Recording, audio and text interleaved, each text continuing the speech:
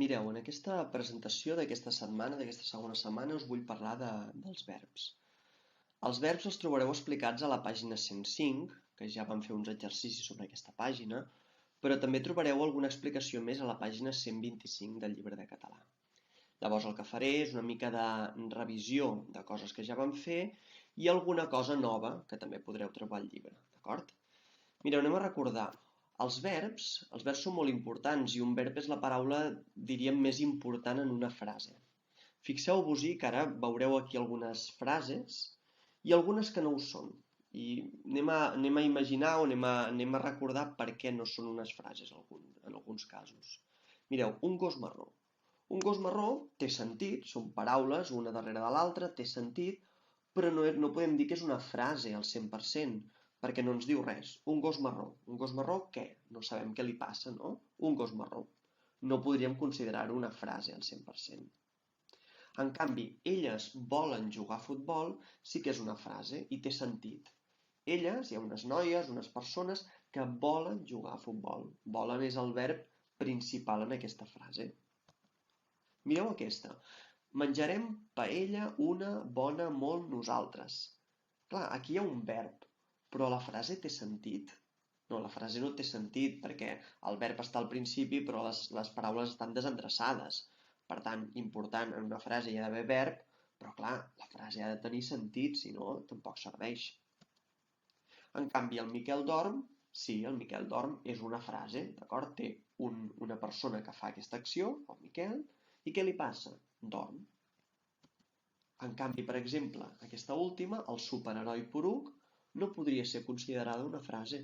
Per què? Perquè no té verb. El superheroi poruc, què li passa? El superheroi poruc està a casa. Això sí que seria una frase, però això no ho és perquè no té verb.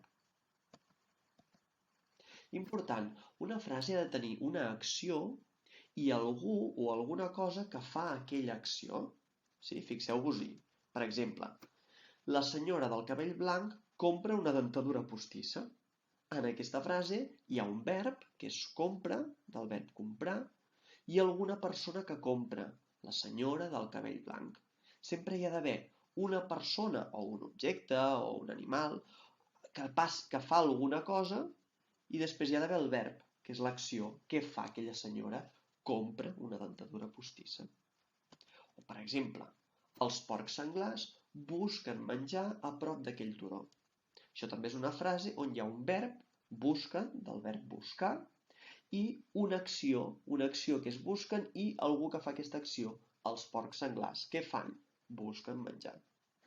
I en aquesta última, per exemple, la tauleta de nit de la meva habitació té un calaix trencat. Fixeu-vos que la persona o la cosa que fa aquella acció pot ser una sola paraula o poden ser moltes paraules. Fixeu-vos, la tauleta de nit de la meva habitació té un calaix trencat. Tota la part que veieu en verd és la cosa, l'objecte, que li passa alguna cosa. I té, del verb tenir, és el verb. Si us hi heu fixat, en totes les frases hi ha d'haver un verb, però també hi ha d'haver un nom, que és qui fa l'acció. Sí? Per exemple, a la primera frase, la senyora del cabell blanc compra una dentadura postissa. De tota la part que teniu en verd, la paraula més important quina seria? Seria senyora, perquè és el nom principal, la senyora. I a més hi afegim altres coses, no? Quina senyora? La que té el cabell blanc. Però, en principi, la paraula més important seria senyora. O, per exemple, la última, la tauleta de nit de la meva habitació. Quina és la paraula principal? Quin és el nom principal? Tauleta, no? Pot ser de nit, pot ser de la meva habitació, pot ser de la cuina, però la tauleta de nit de la meva habitació. Tauleta és el nom, és la part més important d'aquesta primera part de la frase. Fixeu-vos en els temps verbals. Els temps verbals, que és una cosa que també trobareu escrita en aquestes pàgines que us he dit, a la pàgina 105 i a la pàgina 125, diu com que els verbs indiquen una acció, aquesta acció pot passar en 3 moments. Al present, l'Oriol retalla una cartolina verda, l'està retallant ara mateix. Pot passar al passat, l'Oriol retallava una cartolina verda, retallava ahir, retallava la setmana passada, o pot passar al futur.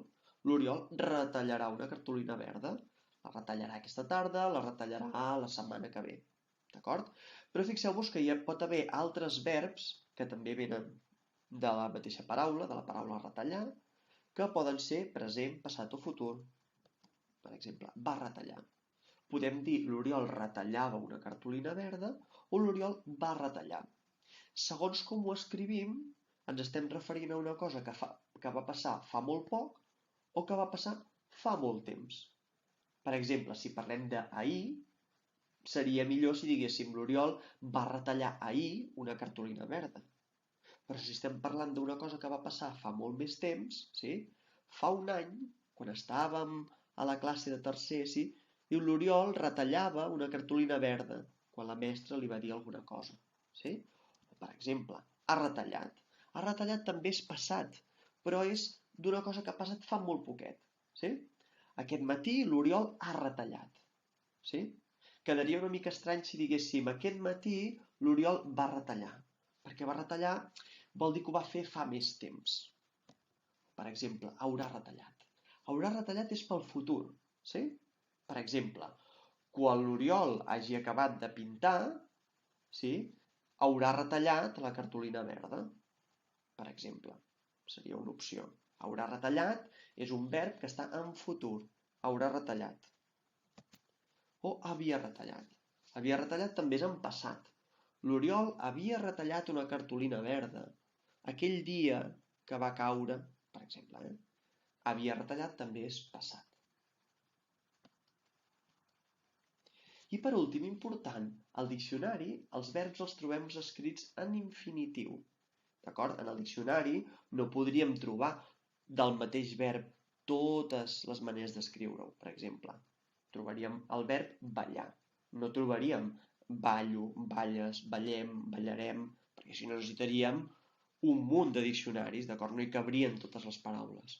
Per tant, els verbs que trobem escrits al diccionari els trobem escrits en infinitiu. I què és això de l'infinitiu? Doncs seria, per exemple, saltar. No trobarem ni salto, ni saltaré, ni saltaran. Trobarem saltar. O trobarem passejar, seure, creure, dormir o sentir. Si us hi fixeu, acaben de la mateixa manera. Sí? Acaben amb una vocal i una R o al revés, amb una R i una vocal. I això ens servirà per saber que són verbs. Mireu, els verbs es poden classificar en 3 grups, anomenats conjugacions. Això ho trobareu a la pàgina 105 també.